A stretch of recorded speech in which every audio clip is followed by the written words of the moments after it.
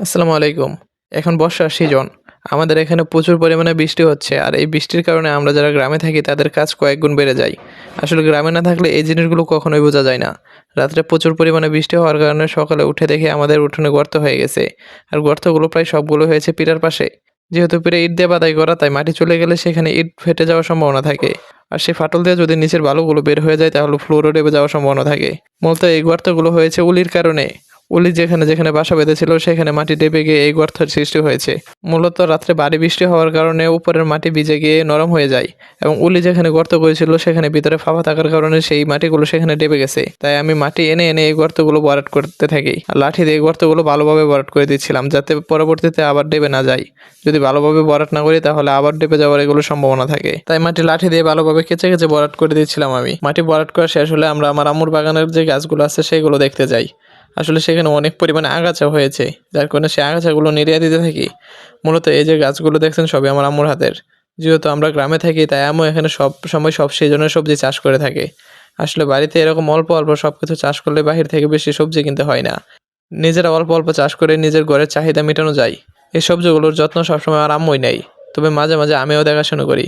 আমি মূলত যে আগাছাগুলো আছে সেগুলো পরিষ্কার করে দিতে থাকি। আর আমি কিছুদিন আগে যে ড্রাগন গাছগুলো এনেছিলাম তা দেখছিলাম। আসলে এই ড্রাগন গাছ সম্পর্কে আমার ততটা অভিজ্ঞতা নেই। আর আমি ড্রাগন গাছগুলো লাগিয়েছিলাম এলোমেলোভাবে।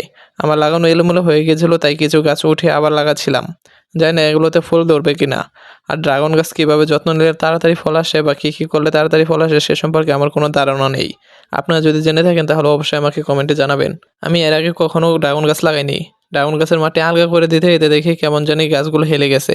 তাই ভালো খুঁটে এনে গাছগুলোকে শক্ত করে বেঁধে দিতে থাকি। আর পাশে তাকিয়ে দেখি বেগুন গাছগুলো বৃষ্টির জন্য হেলে গেছে। তাই কয়েকটা খুঁটে এনে বেগুন গাছগুলো বেঁধে দিচ্ছিলাম। আসলে অল্প জিনিস করলে বা জিনিসগুলো যদি শখের হয়ে থাকে তাহলে তার অতিরিক্ত যত্ন নিলেও কখনো খারাপ লাগে না। আর আমার আম্মু যে গাছগুলোই করে সেগুলো খুব যত্নের সাথে করে।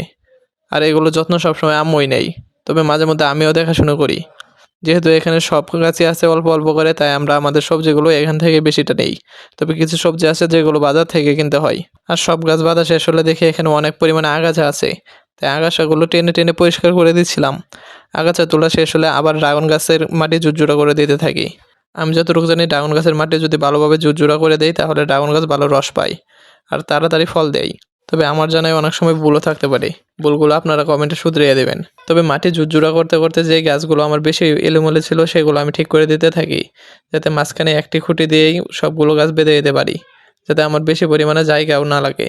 আজকে মূলত সম্পূর্ণ বারান্দার এই আগাছাগুলো পরিষ্কার করতে চেয়েছিলাম, কিন্তু সময়ের অভাবে তা আর করতে পারিনি। তা আগামীকালকে ইনশাল্লাহ সমস্ত আগাছাগুলো পরিষ্কার করে দেব।